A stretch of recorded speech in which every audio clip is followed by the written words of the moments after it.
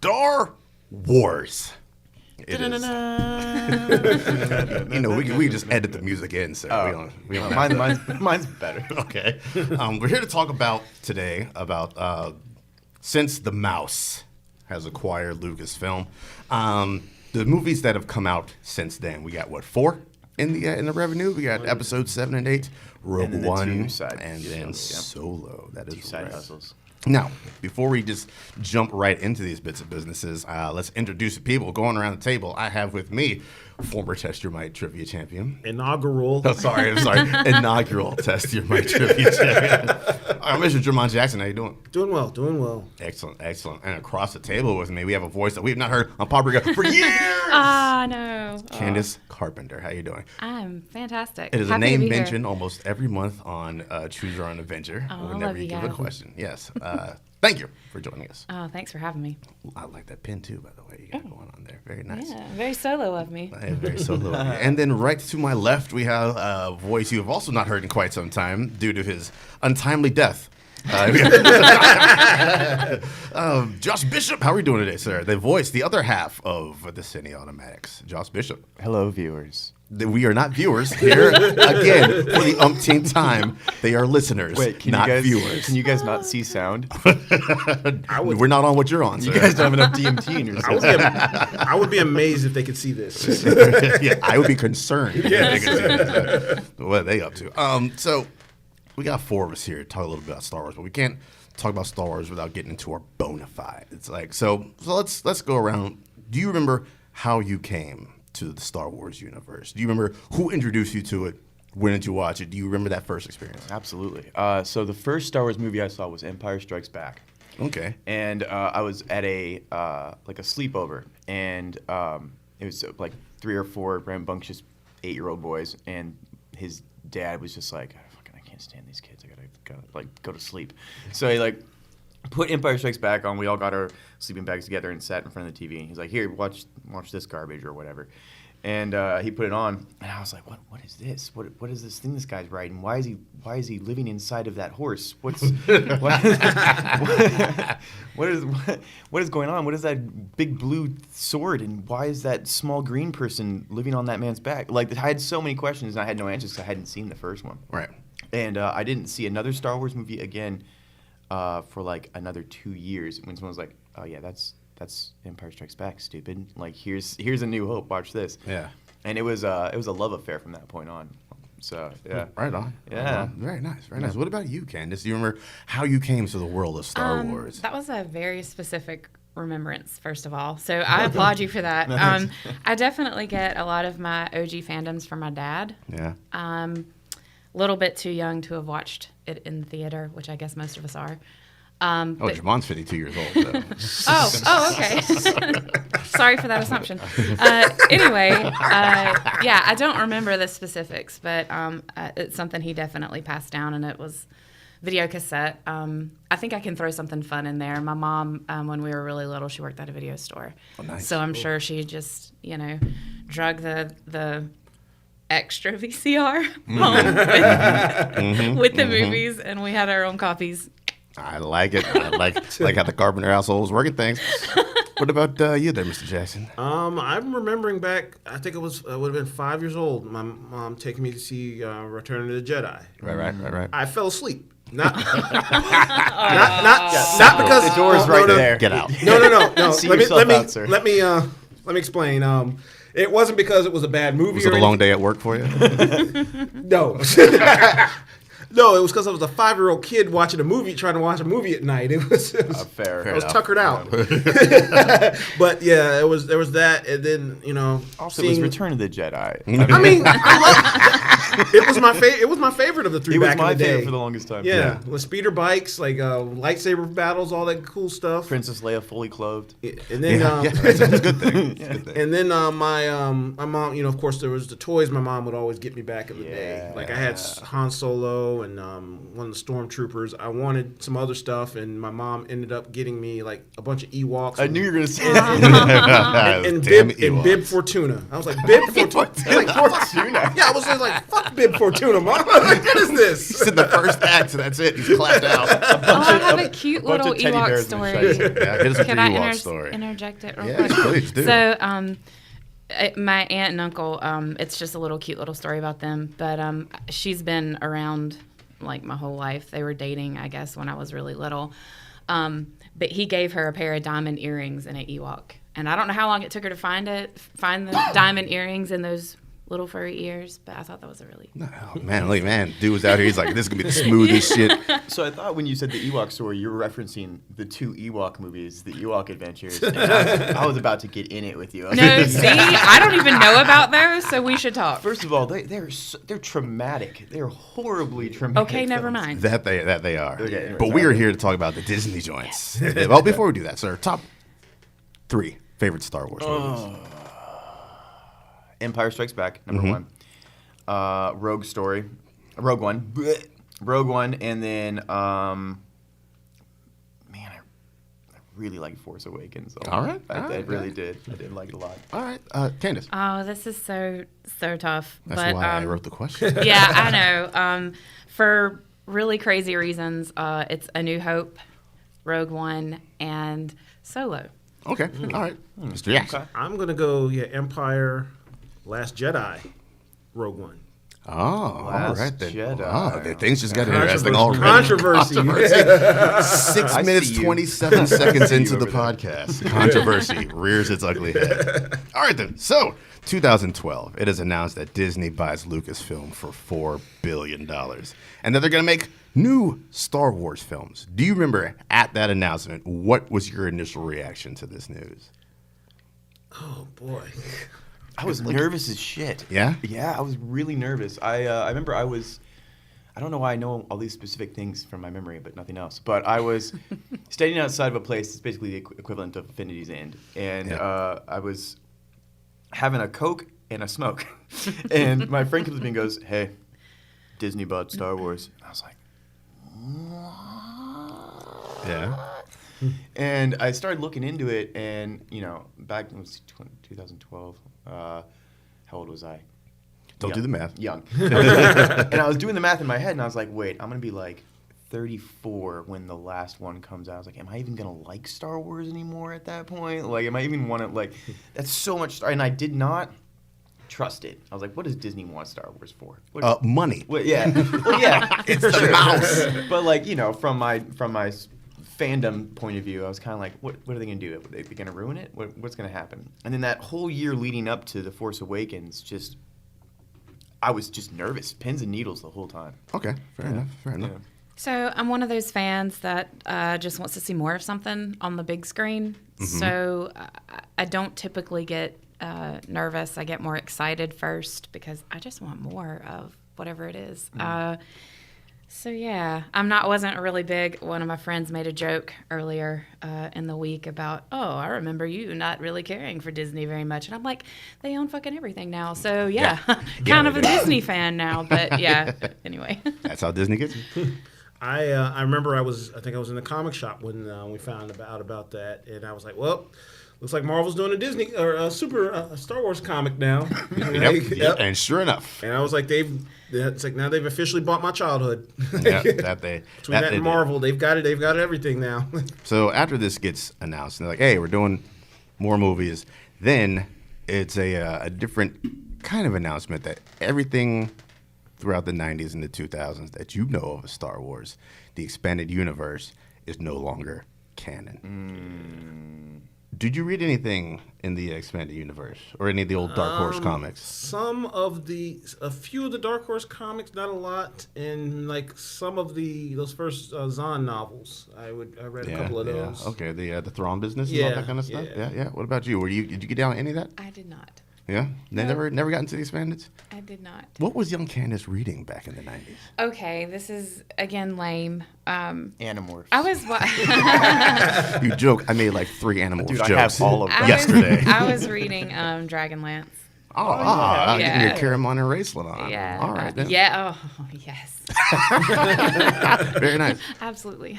And you, sir. So- Yeah.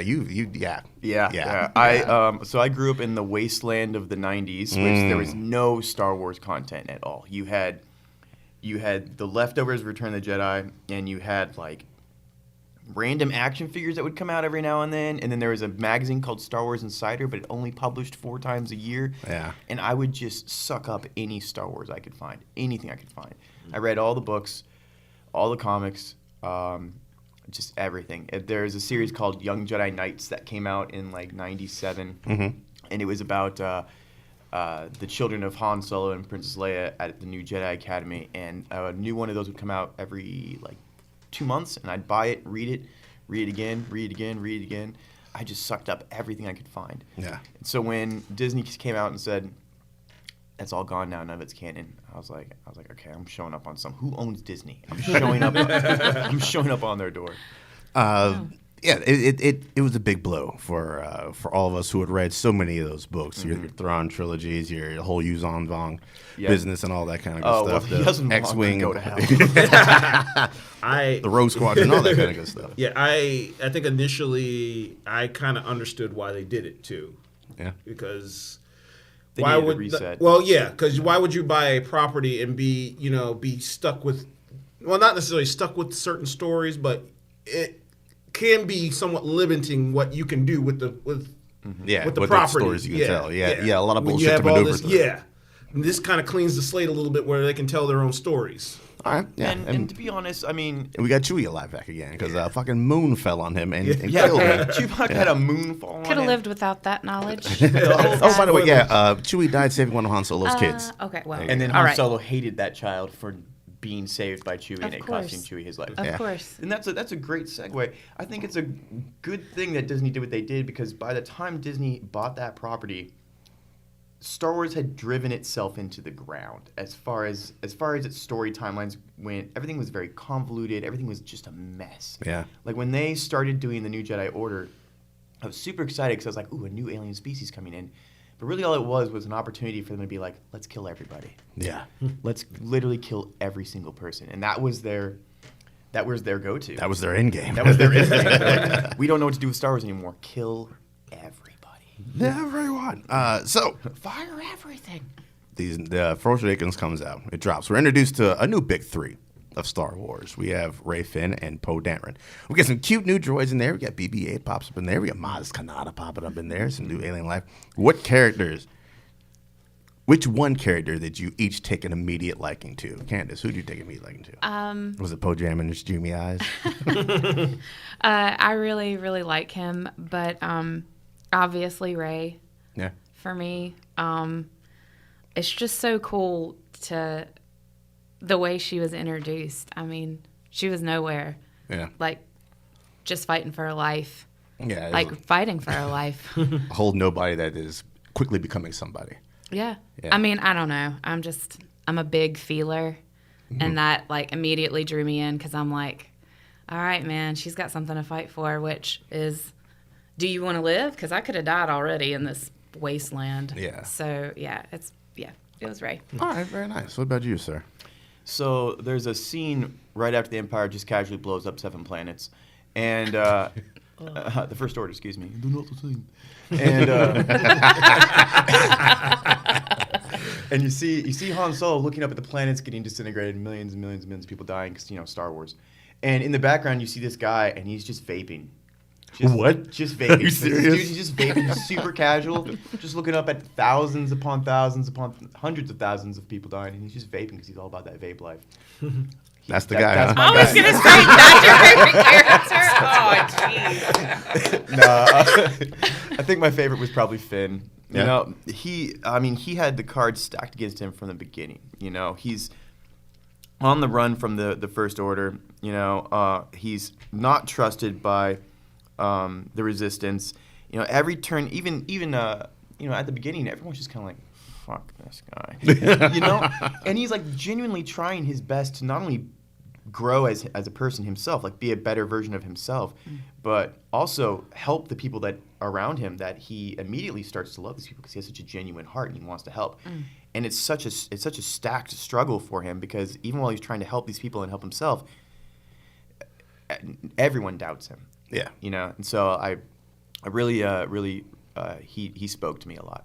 Also, Poe Dameron is so dreamy. He's so damn dreamy. So damn dreamy. Yeah. What about you, Devon? Yeah, I think because those were some of the characters that we saw initially in Force Awakens. Poe, of course, was that first line is like, do I talk first? Do you say something first? Oh, Like so good. Like just being a smart ass, and you see that through the second movie also, like just him being a jackass and he trolls him in the opening scene. Yeah. And and Finn too, just because you've never seen anything like that before. You've never seen anything from the perspective of a stormtrooper, just a random dude that's just like literally out there in his first battle, seeing some stuff, and it horrified him. Yeah. And like just seeing his, and seeing his growth as a character, like because he didn't want anything to do with that stuff. He just wanted to get the hell out of there, and he was basically like a coward. And then he finally, grew some backbone and or just saw that what was going on was worth fighting for. And I just just being able to see a different facet of the war through his eyes was pretty dope. Pretty cool. Yeah. He also had a full range in that first movie. He grew a backbone, and then Kylo Ren cut it out of it. Yes, literally, yeah. So leading up to this film, I would say, would you think it's an understatement to say that the hype was at fever pitch going into this? For sure. Most notably to me, the one thing that really stands out, I think, about the machine leading up to this is when they did the Brady Bunch theme song on The Tonight Show. Do you remember that? Mm-hmm, yeah. Yes, that's probably my best bit of marketing there. What was your theaters like that first night? Do you guys remember? My theater was fucking rocking. Yeah, I remember that was the first time in a long time I've actually stood in line at the movie theater to see something. Right. Of course, it was just nuts in there. You go in there and that's the thing with the Star Wars movies. Once those first words come up, a long time ago in a galaxy far away, that's when people just lose it. Because it's so iconic, That's part of the emotional aspect for me. Like, there's nothing better for me than sitting in a theater where people respond at the right time. Like, I don't mind a theater full of people, getting crazy at the right moments, especially the emotional moments, too. And to hear, all this collective gasping and cheering, that was pretty all those, especially at all those nostalgic beats, that scene where they're running, or Ray and Finn are running, and he's like, oh, that piece of junk, and you look over, it's the Millennium Falcon, and people just lose it. Yeah, it was magical. It really was. I haven't been in a theater and had that kind of electricity just flowing through the entire audience in a long time. I cried. Yes. When it opened and it was like Star Wars, I was like, and I had my girlfriend on my right, and she's like, stop crying. And on my left, I had this giant Viking man, and I looked over at him, and he was tearing up too. And I looked at him, and we had a moment where he was like, yes, little man. Yes, little man, I understand. That scene between Han and Kylo or whatever, you felt that tension. It's like, don't do it, don't do it, don't do it, don't do it. And then when he finally did it, I was like, oh my god. Do you think he knew? Do you think Han Solo knew he was going to kill him? Yes. I think part of him did know that was going to be a wrap. Yeah. All right, so let's talk about that. What scenes in this movie stand out the most to you? When you think Force Awakens, what are some of the first scenes that come to your head? Oh, man. Well, clearly Han Solo. But I saw it coming, so, even though it was iconic, I wasn't super surprised. A lot of people that I watched it with were like, I did not see that coming. I was like, you didn't? I didn't. I was just so swept up in the moment. I was like, what's going on? Some shit's going to happen. I think the moment that got me was during that battle with Kylo and Finn or whatever. And, he took Finn out. And then you see the lightsaber moving or whatever, and then all of a sudden it goes into Rey's hand. I was like, "Oh shit!" Plot twist on plot twist on plot twist. It's not about the black eye; it's about the woman. Because they were kind of iffy about whether she was a Jedi or not, or whether she had any Force powers and stuff. And then that pretty much confirmed it. It was like, oh, it's like. I've always been a huge fan of the space battles. Probably my favorite scene in all of Star Wars is in Return of the Jedi, when you have the Battle of Endor going on, but then you have that huge battle going on in space above them. And so I was waiting for it when this came out. I was like, all right, where's the huge space battle? And there really wasn't a huge space battle, but they did a lot of really cool stuff with Poe Dameron, where when the Empire is attacking Maz's place, and you're like, oh my god, what's happening? Everyone's getting wiped out. And That then was you my see the scene. X-wings drop in. That was my scene. Come on, the water and stuff. Chills. Yeah. Yep, absolutely. Everyone's like, don't let these bullies scare you. And I was like, get him, go get him. That's one of your go-tos? Yeah, I was just about to say that. I think I said that on the podcast when I was on before. Yeah. That one gave me So good. the chills. So yeah. I think for me, it's got to be the first time we see Rey piloting the Millennium Falcon because that was a it good one is too. my favorite spaceship of all time. And due to technology constraints, we couldn't really see Han Solo get dope with it. Like, he's the best pilot in the galaxy, but all he does is like a couple barrel rolls and Empire Strikes Back, and that's do you it. mean technical restraints as in the viewing of the film, or the fact that that's a hunk of junk he's flying? No, due to the making of the film. No. they couldn't get like super fancy with their business or whatever. But then fast forward 40 years later or whatever it is, and when technology is definitely leaps and bounds. And we're able to see things like Rey flying through the innards of an old Star Destroyer. Yeah, and that was so the scene where she cuts out the engines just so Finn's forward jammed gun can go ahead and take out that last one. Yeah, that's the scene that does it for me every time. Some people say this is just a derivative of Star Wars. New Hope. Star A New Wars. Hope. Not- A New Star Hope. Wars is cyclical. If Yeah, you it's look not at all necessarily of a bad Star thing. Wars, it's What's all wrong with that? There's nothing wrong with it. I remember, and sorry, Dad, again, but I was really waiting for him to be like super impressed by it, and we're walking out of the theater, like he walks out of the theater every time, and I'm like, that's it? And he's like, I've seen it before, and I'm like, so what? So what? Overall, where does Force Awakens rank for you in the pantheon? Is it somewhere at the top? Well, for you, it's at the top. Is it towards the top, middle? Of course. Like, I'm so bad at rankings because I just rewatched. So the reason that Solo is so high up there is because of things we'll get into later. But I recently rewatched that one, so it's fresh. of course it moves back up. All right. It's Definitely, it's definitely up there. Kind of, definitely not middle of the pack, but not quite, very top. Somewhere in that in between. Okay. All right then. What's funny about The Force Awakens? Everyone's like, The Force Awakens is just basically a New Hope over again. And I was like, well, yeah, it kind of was. But, like, that was so appropriate because The Force Awakens was a new hope for Star Wars Absolutely. moving forward. Yeah. We, like I had said earlier, we'd reached this wasteland where they had written themselves into a grave. And this movie came along, and yes, it had a lot of A New Hope in it. But good.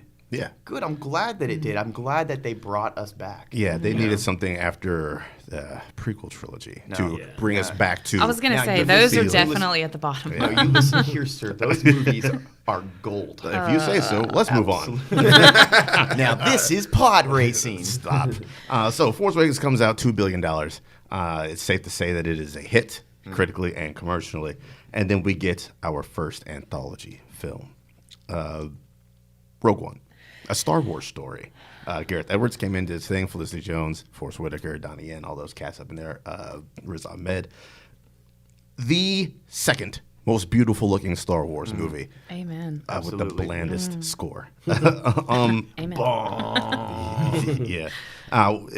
One thing that's really great, Rogue One, is they use this movie to bridge the gap between the prequels and the original. We got a little bit of Jimmy Smits in there as Bail Organa to touch on the prequels, and then we get Tarkin up in there, and then Vader and all those cats to bridge us to the originals, the OG joints. Which stories do you prefer more since the mouse has taken over? The Skywalker sagas or the anthologies? I really wish that I could say the anthology. Because they just came out the gates with Rogue One. Like, I was so impressed. I love that movie so much.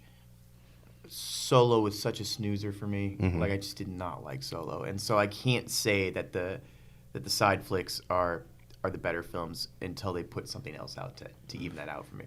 So I guess we'll have to wait till the Obi-Wan movie to see that. So I guess, the Skywalker saga, yeah. All right, Candace, what about you? I think I would agree for a different reason. There's just so much going on in the sagas. There's so much to stimulate you. There's so much to get emotionally attached to. And there's definitely a lot to just like jump up and down for. I am a big fan of Rogue One. I am a big fan of Solo. But yeah, I'd have to agree that the saga is probably better. Right on, Javon. Yeah, I'm probably leaning towards the saga myself. The anthology stuff, while Rogue One I loved, Solo was pretty good. I enjoyed it.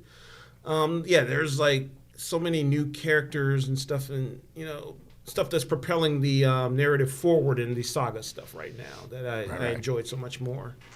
Okay, all right. So we hear that this is going to be the story of how the Death Star plans are stolen. When you hear that, is this what the thing that upsets me is when they announced Solo, people were like, nobody asked for this movie. Nobody asked for a movie about the Death Star plans being stolen either. Yeah, that's fair. Yeah. But, this is what we get. Were you excited about this concept? Well, I mean, I guess just because so many Bothans had died to get me that film. You're an idiot. Now, in fairness, that was the second. That was the second. That was when that movie was coming out. That joke, those memes were everywhere, and I was like, wrong film. I was so excited. I was so pumped for it, and it did not let me down. Something that I really enjoyed about Rogue One, and you see it throughout the other Star Wars films, especially the original 3, is this concept of sacrifice. Right. And Quit taking all my commentary, dude. we lost a little bit of that with the prequels because the prequels were so extra. Everybody was a superhero. Everyone was doing incredible things all the time. There weren't really any stakes, right? Like no one was like, you're never like, oh my God, how is he possibly going to handle this? But in Rogue One, you just had normal people doing extraordinary things and suffering for it, for the right cause. I mean, in the prequels, I mean, everybody was just OP all the time. Like Senator Palpatine would be brushing his teeth in the morning, like, we're ultimate power, just everyone was super extra, so nothing mattered. But in Rogue One, you had these people who they knew they were not coming back from that mission. Yeah. And the cards were stacked against them. And they just knew that they were going to suffer. And they did. Yeah. And that loss was what made that film so important, Candace. So I was going to say exactly everything that he just said. Gotcha. I think the sacrifice part was definitely my favorite part because anytime you can... And you see it mirrored in all the other movies where there's that choice where you make a stand or you go and do something selfish and self-preservation. And most of the heroes choose to the greater good. And from the time, Jen Erso says rebellions are built on hope, like hope is mirrored throughout the rest of the films. And So Jyn Erso is our main character. It's her story of rebellion and a bit of a story about her relationship with her father, Galen Erso. What are your thoughts on Jyn Erso? As far as the big 4 Star Wars women we got, I mean her, Leia, Padme, I guess, and Rey. Where does Jyn Erso stack up in that? She's pretty up there. Yeah, she's a spunky one. Yeah, that was the thing that I do like. What they're doing with the current Star Wars stuff, that they're being a lot more inclusive, it seems. They've been Disney's been absolutely brilliant now because they even have a toy line of just the female characters. They've really marketed it to little girls. Yeah. And it's awesome to see a little girl say, I can be a Jedi too, Yeah. And Jen was definitely a part of that. Yeah. Like she stood out. Yeah, she does. She stands out. What about how do you rank Jyn Erso in the pantheon of Star Wars ladies? She's high up there because I like the scrappy girls. It's not lost on me that I would not be a princess in any realm of history. So just somebody that takes up the banner, man. Yeah. Keeps it moving. Yeah. She was such a hard hitter. Like, she's such a baller in that film. Like, she did not die easy. That was not a nice death. Like, if you think back about female characters in Star Wars, Padme died from a broken heart. Right. Exactly. Like, what? Right? Jen got evaporated. Yeah. That's a baller way to go out. Yeah. And what about you? She ranks up there pretty high. Mara Jade notwithstanding. Oh, yeah. Can I mention Mara Jade? No, you cannot. She's not canon. You hold your tongue, sir. She is not canon. That's true. At least not yet. Not yet. Man. She's absolutely in the top 3 for me. Absolutely. The top 3 or 4. My extended universe brain is. Okay. She besides Princess Leia, who honestly, Princess Leia is the go-to, right? But she's such a baller. like Yeah. Princess Leia, and then Jen probably after that. So, Okay, that's yeah. what dopeness. Let's talk about CGI'd Governor Tarkin. Do you think he was used effectively in that movie? Would you have liked to see more Tarkin, less of Tarkin? I feel like the CGI of him was probably they could have just dug his carcass up and it would have looked the same.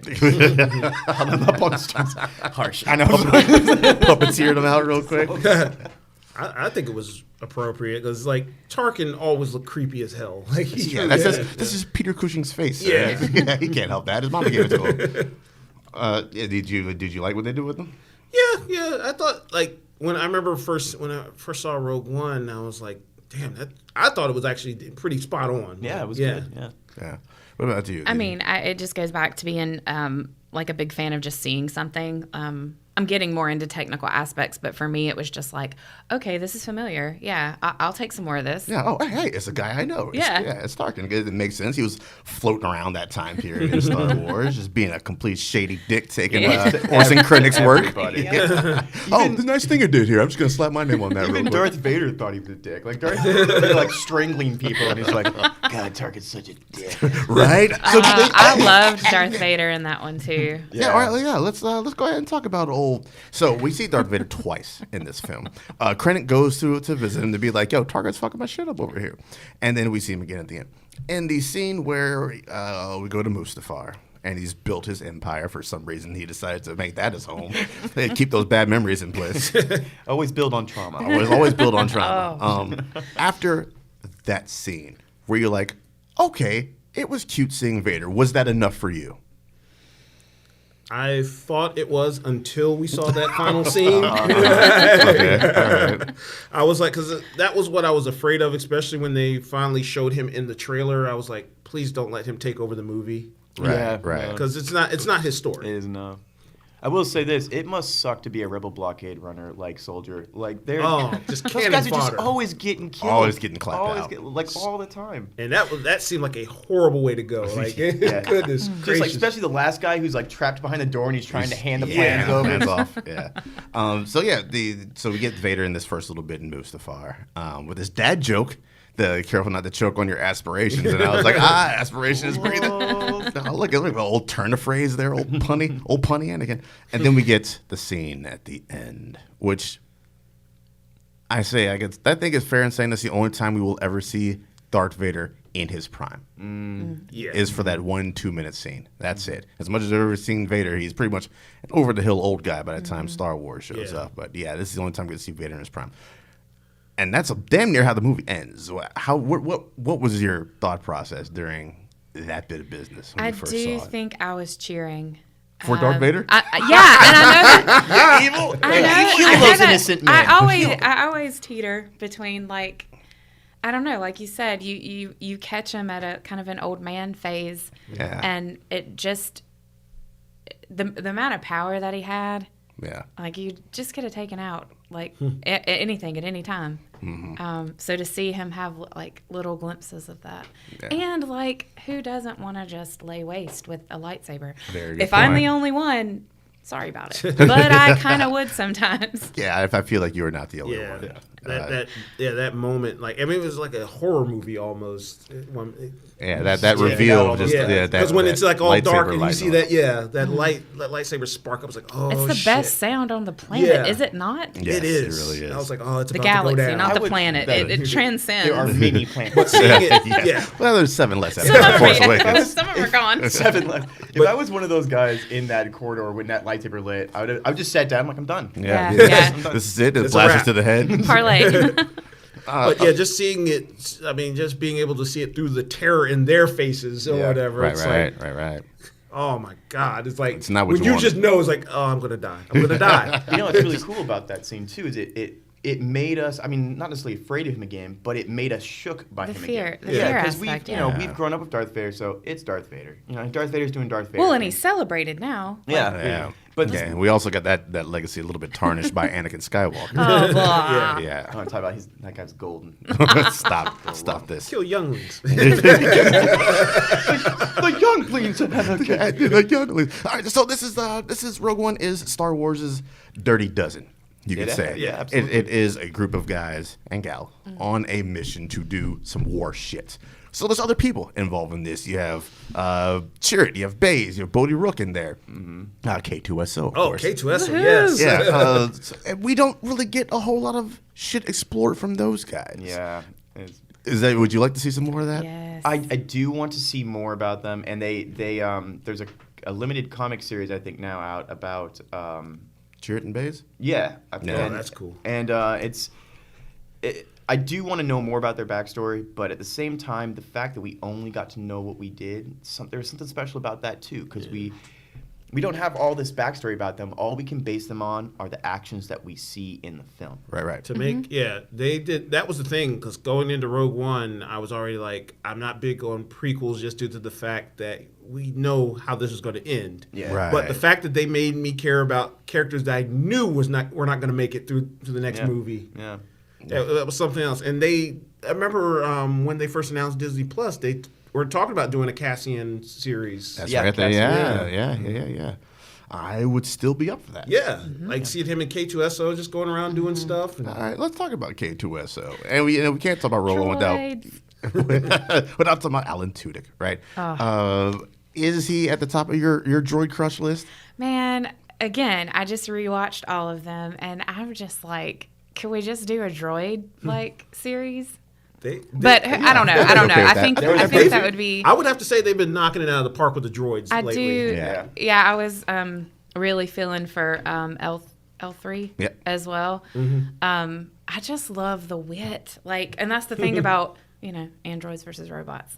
You get to the thing I was realizing, with the two originals aside, is that you can form these really deep connections, and you can feel just as much about these things that you can a human being. And that was one of the coolest things about the rewatch. So crying over all of those deaths, I no longer feel bad about. If something ever happens to BB-8, I'm gonna rage quit. I mean, I did a sorry. Oh, go for it. I did a VR thing so I got to go to Celebration Orlando a couple of years ago, and they were doing a VR experience with BB-8, and somebody took a video, not of what I was seeing on the screen, but just of me with the VR wand, and it's epic. That's awesome. It was real for me. It was very real for me. It's immersive. Did we need the CGI Leia at the end? No. I don't think so. No. Well, next question. I like a little mystery too. But I also didn't need her to space witch herself back into a cargo hold that she just got blasted We'll out get of. there. It's fine. So overall, I know you put Rogue One towards the top of your list there, sir. Absolutely. Where are y'all putting Rogue One at on your That's probably my top 5. Yeah, top 5? Definitely. Okay. I was higher up, top 3 for me. I was a Rogue One denier for a while. I was like, okay, yeah, this was a good movie. I enjoyed it. I liked it, but every time I've seen it since, it has gotten better and better and better. And also, we get a little bit of shadiness from the heroes too. We get Cassian shoots just the guy in clapped the up that dude in the beginning of He the. had to do it. He had to do it, man. He's gonna blow his spot up, sketching out, man. yeah. And Forrest Whitaker wasn't exactly a hero, but He was a terrorist. he was the extremist gone a little bit too far with his love for the rebellion. That's something else that I really loved about Rogue One is in all the other films, including the newer trilogy, you have these very clear set boundaries of good guy, bad guy. And it's just not the truth in Star Wars. Yeah. Even in the prequels, the Jedi Order, the Jedi Council, they are shady as shit. Yes. They do shady stuff all the time. They signed up for the clones, being like, they're just clones. They can get murdered. That's fine. That's not okay. And if we go into a little bit of Star Wars lore, which I know we're not supposed to go there today, but they practically wiped out the Mandalorians just because they could. The Jedi aren't good. They're just better than bad. Yes. Right? Yes. And so in Rogue One, you have these guys who are like, yeah, we're a little bit better than bad, but check out those guys. I think it's important to show just how sharp that edge is. Yeah, Yeah. different shades of gray. Yeah, absolutely. Yeah. So then, after Rogue One, Here we go. Here goes Josh. 2017 gives us A trash can. Episode 8, That's on fire. The Last Jedi. Oh, sorry. Star Wars fans are riding high off of Rogue One going into The Last Jedi, a movie which changes everything for Disney, for Lucasfilm, for Kathleen Kennedy. Mm-hmm. And boy, do we get some mixed reviews. So let's I can talk tell that you about have it. opinions. I think we Let's have talk mixed about it. reviews at this table right now. Yes, boy, does this something to do. Mr. Jackson, what do you think? You put it in your top 3. Yes. Yes. Why do you rank this movie high? I have, since I've been into Star Wars, I've always been under the impression that the narrative of that the story needs to go forward beyond the Skywalker saga. And I feel like Last Jedi was the first step in doing that, in pushing it beyond, just being about Luke and Leia and Han and all that. Don't get me wrong, I love the nostalgic, aspects of the Star Wars franchise, but it's time to move. It was time to move forward. Right. And I felt like Last Jedi finally became more about Kylo and Rey than any of the classic characters or any of that stuff. Mm-hmm. It became their story. Right. Finally. Okay, right on. And what about you, Candace? So again, I'm not really good with the ranking thing, but it's pretty high up there for me for a couple of different reasons. Hit us with those reasons. Okay, so the whole thing that happens with Rey and Luke on that island, which is Ireland, which is my motherland. Mm-hmm. So there's some feels that happen just organically. There are so many good things that happened, and I'm glad we're talking about this now because it just hit on what you just said. That moment where she's trying to get him to help her, and he says, "Reach out," and the whole time she's talking about the Force, it has nothing to do with Jedi or whatever order comes out of that because they can all be manipulated. Right. It has to do with balance. And that hit me in the gut because I feel like that translates into real life. And I'm an energy person. I'm an energy healer. Yeah. So that maybe I'm connecting to this movie for a lot of different reasons. But when Rose and Finn go to Canto Bight, which was a lot of people's gripe, man, they ransacked that place. What a better thing to happen to a part of the movie you don't even like, for them to ransack it and free these animals. But that whole, especially with my rewatch, Rose stood out to me so much because all of her story is loss. And anybody that stays in that fight, that's your story, is loss to this point. And all you want to see are those sparks that light the flame.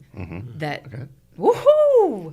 Yeah. So there's a lot of I can understand the crap moments as well, but I was really trying to hang on to all the good moments, like when, Finn's standing over Phasma and she's like, "You're always scum," and he's like, "Rebel scum, bitch." Yeah, that was good. That's a great line. I added most of that, but I was like, "Yeah, I'm Rebel scum too. What's up?" I really wish he had been like, "I will Rebel Scum, bitch." Yeah.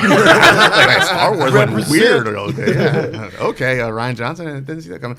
Josh. My relationship with The Last Jedi is very complicated. Yes, it is. Why is it so complicated? The first time I watched it, I walked out of that theater and I was like, I quit Star Wars. I'm going to take up knitting now or something. I just was not happy with it. It felt... What's wrong with knitting, sir? Oh, knitting's great. Not near a sock has been knitted for me, by the way. It felt messy. It felt disjointed. And this was just my first viewing, and it felt like they went into it not really sure what they wanted to do, and they just took a bunch of different pieces that by themselves were good and pushed them together without any kind of consideration of how that flowed. That's fair. Okay. So that was upsetting to me. But then you made me sit down and watch it again, Yes, and I I liked did. it a little bit better. Then I watched it a third time, liked it a little bit better. Every time I've watched it, I've liked it more because I've been less critical of what I first saw and started to really dive more into the story that was there. I did not like Canto Bight. I still don't. But I never will. And I never will. I never will. But I really enjoyed a lot of the character development for Rey and Kylo Ren especially. He's such a complicated character. And there were some great, very memorable scenes. The bombing run at the very beginning of the movie is fantastic. That's how you start a movie. And the lightsaber battle in the Red Room is one of the best lightsaber battles ever. Right? Yes. So there's so much Agreed. so much fantastic potential there. But then I have to watch Luke Skywalker milk a horse or whatever the heck that thing was. You know you want some of I that. know. It's just like these weird little bits that like got pushed in there and just seemed to kind of disjoint the flow of the film, and that's my beef. But the film itself. What was the point of that? Like Thank he's you. a lame ass right now? Well, he's just become eccentric as hell. Yeah, he's just going about his day. He's like, like look, a you come hermit. here and do what you want, but I'm still I still didn't gonna even do think my that thing. till you just said it. And I'm like, Another I did issue I sit had- through a lot of that crap too. There were certain themes that they pushed that I agreed with, but I felt like they executed them poorly. For instance, when Finn is going to sacrifice himself to stop the doorbuster. Yeah. As much as I don't want to see Finn die because he's one of my favorite characters, that would have been so good. Yeah. I know. Don't look at me like that. I don't want to see Finn die any more than It anyone else. led to a really great moment and quote. But yes, the love quote, and I understand, and I understand that theme, and I think it could have been executed in a different way. That kiss was a little bit weird. But that door got busted open because he didn't sacrifice himself. She prevented him from doing something that would have completed his story arc in a way that would have been noble and meaningful. Okay. And that was another thing was there was a lot of times when characters could have sacrificed, as we talked earlier, and then at the last second, Ryan Johnson's like, no. You talking about Leia? Just kidding. Yeah, that would have been an excellent send-off for Carrie Leia Fisher. Organa. Yeah, absolutely. And then even when she used the Force to come back into the ship, I was like, Yeah. she had another opportunity where she could have been the person to stay and ram the ship. And then she could have passed on the queenhood to Laura Dern's character, Right. and she could have carried forward. So I just feel like there were a lot of opportunities there to really embody that sense of love and sacrifice and purpose that it's almost like they got cold feet at the last second. So The one thing I like about this movie is The Last Jedi is a film about failure. That's what this movie is. Nobody succeeds in a single plan in that movie. Poe Dameron has a failed mutiny. Finn and Rose failed to bring in the Codebreaker at Canto Bight. Snoke fails to turn Rey. Rey fails at turning Kylo. Kylo fails at killing Luke. Luke failed to prevent Kylo from turning in the first place. There is nothing that succeeds in that movie. And that was some people's criticisms. Like, nothing happens in this movie. Sometimes you just fail a lot in life. That was the point, though, because that's literally what Yoda was trying to teach him. You learn from your failures. Right. Yes, you learn from your failure. a lot of things happened in this film. They just happened badly. Except at the very happened very end poorly. when the kid, Yeah. that. Yeah. It's kind of a like, little nugget of let inspiration. me, they're still out there. Let me try to dabble with this. What do you guys think of Luke in this film? From what we saw from Return of the Jedi to where we see him at here, does that progression make sense? To me, it does. I know a lot of people will probably say otherwise, but considering the stuff he had been through in those 30 years, especially with the whole thing that happened with Kylo, with failing Kylo, yeah, it would make perfect sense for him to want to, cut himself off from the Force and just go into hiding, basically. Yeah. I feel like for me it made perfect sense, and it was a little bit of fan service for me because of all the extended universe that I knew. In the extended universe, Luke gets crotchety as shit. Like, he does. And he goes through a lot. I mean, if we're talking about the extended universe, his nephew kills his wife. Yep. And then he has to help his niece go kill his nephew. That's gonna mess you up. Yeah. Right? For sure. So in this film, when I saw him the way he was, so jaded and so doubting of not only the Force, but of Rey and himself too. Yeah. I felt like that was perfect.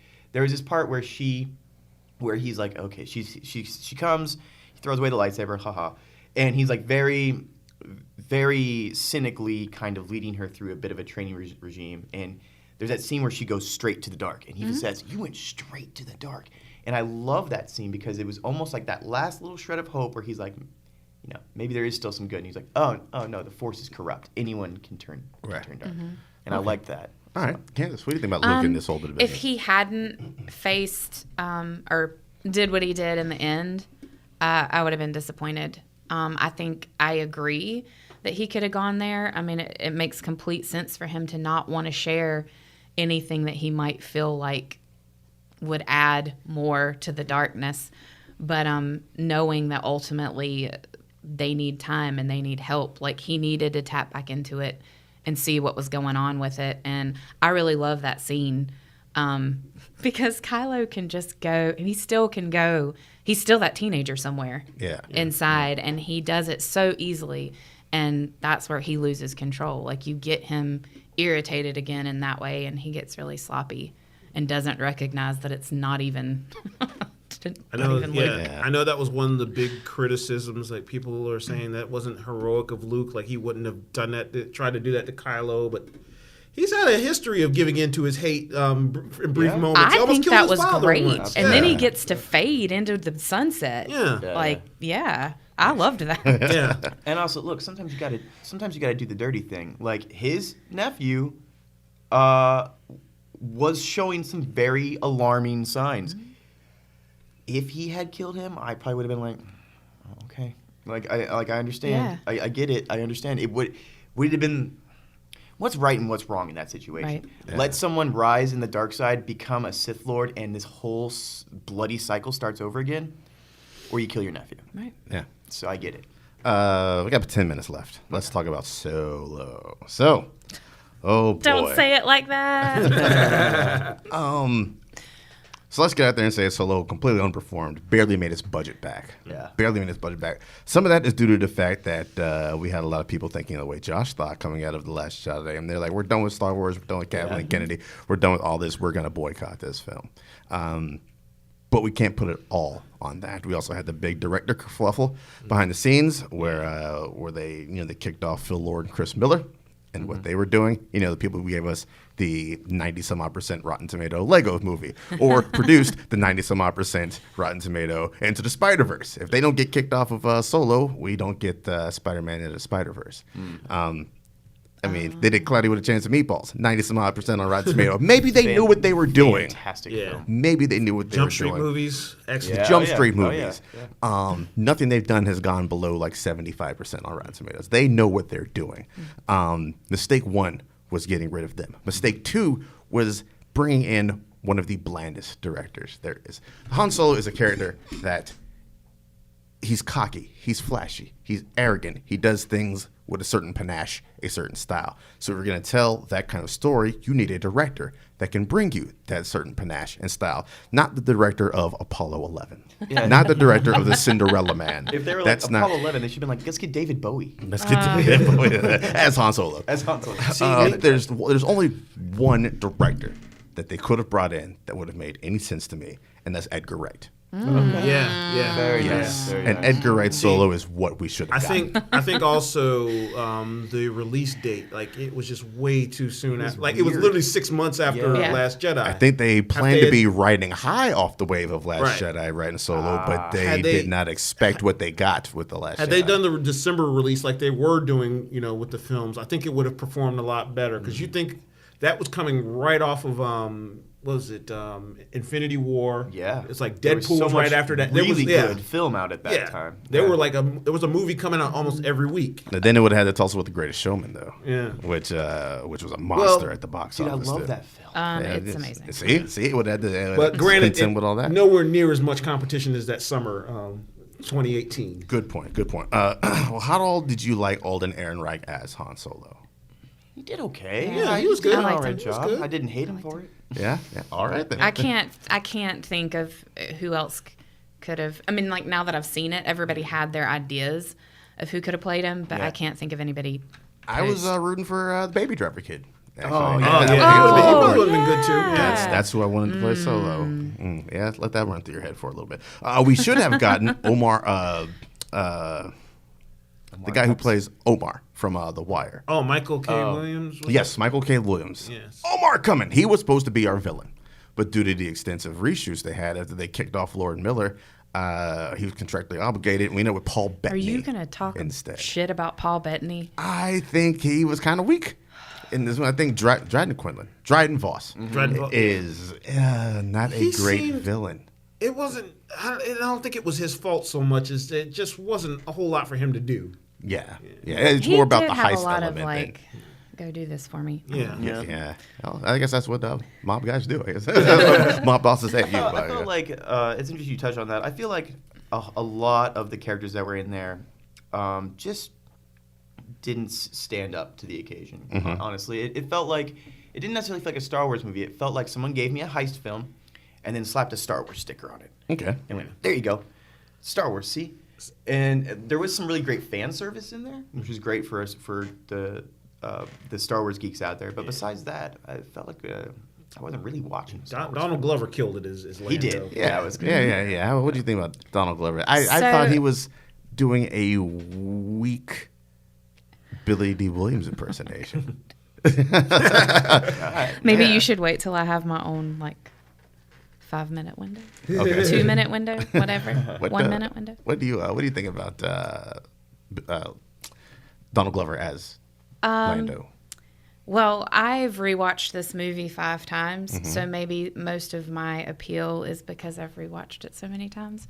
Well, there's a reason you watch it so many times. I do. I maybe felt the way that you did the first time, but I appreciate a rewatch for that reason. And man, with this last one, I really went there and I dove into it. And Kira is describing him when they're walking up to meet him. And I do feel like he delivered every single personality trait that she describes him as. And that's what I was waiting for. Because in that moment, I was like, okay, does he deliver everything that she says he is?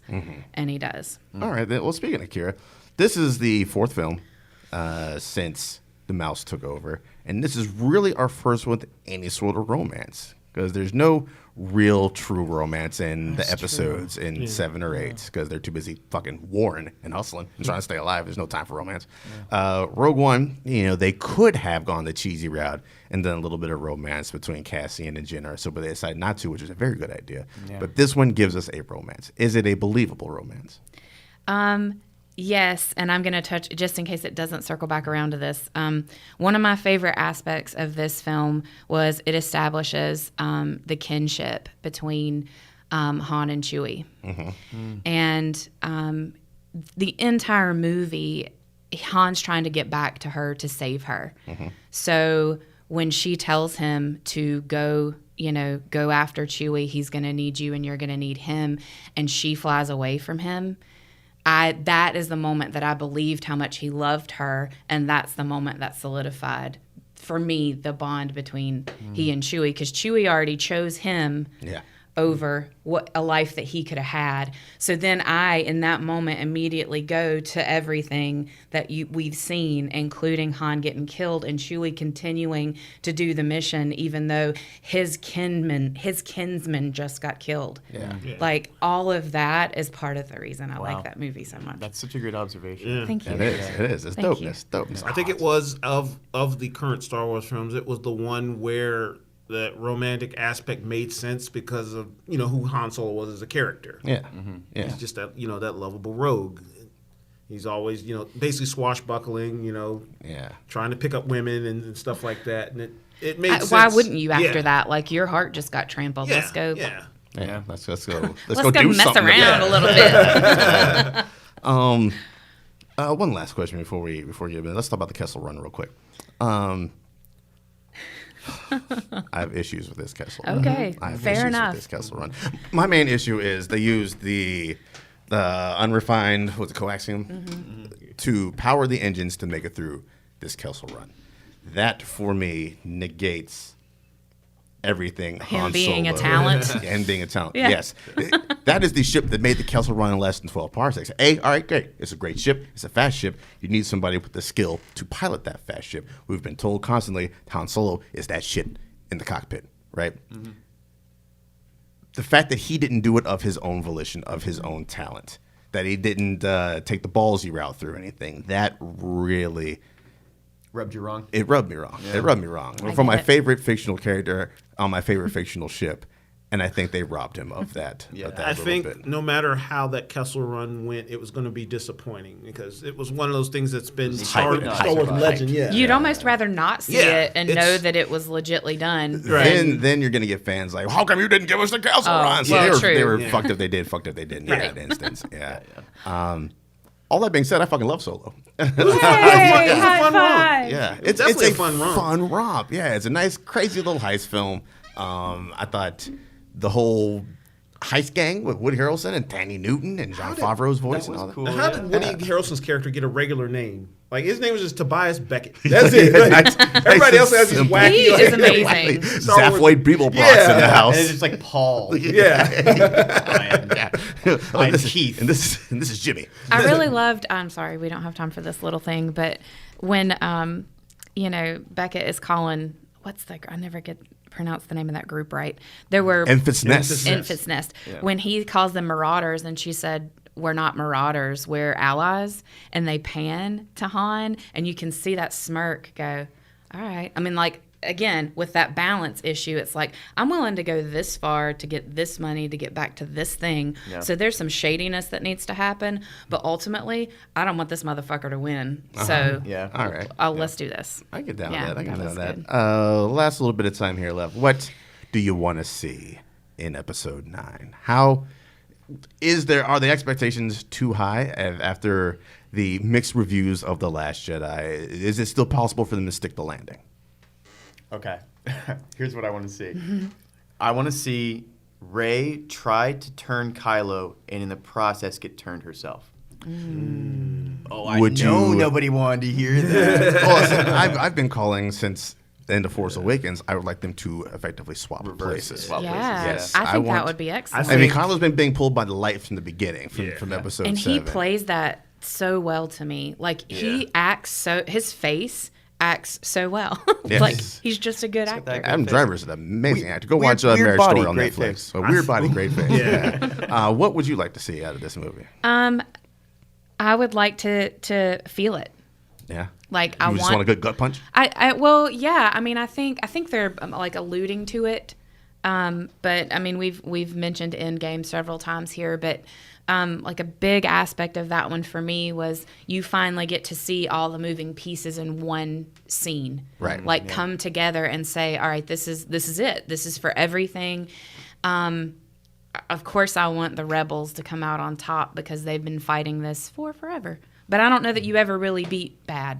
That No, never it happens. it just comes back. But in a I would different way. like, if they're going to truly tie it up, I would like for them to tie it up with, and that's going to mean some losses. You don't emotionally connect with people unless you have continued motivation to keep doing what you're doing. So I don't know who I want, but let me tell you You something. got to kill your darlings. Keep Lando alive. If they don't explore the Rose Finn thing, I'll be a little disappointed. Okay. Because not to say that they need to go have this great big love story, because nobody needs to see any of that. It's about action. It's But about war. I feel like they're introducing, at least again with some of the trailers, some new characters which could be really cool but obvious for connection. And I think it'd be great if Poe just stayed Poe and didn't really romantically get down. All right. Stuff like that. Oh, Poe gets down. Poe gonna get posed. What do you want to see out of this? I haven't watched any of the trailers beyond that first teaser. Yeah. So I'm coming in somewhat fresh. The only speculation I really even have for it, I think that struggle between Kylo and Rey is I think they're going to end up on the same page somehow, kind of meeting in the middle, not necessarily light or dark, but Two grays. yeah. And I think that's what the Skywalker thing is going to be, kind of the new form of the Jedi. But it's going to, have aspects of the light and dark. Oh, Okay. I like All right. it. All right.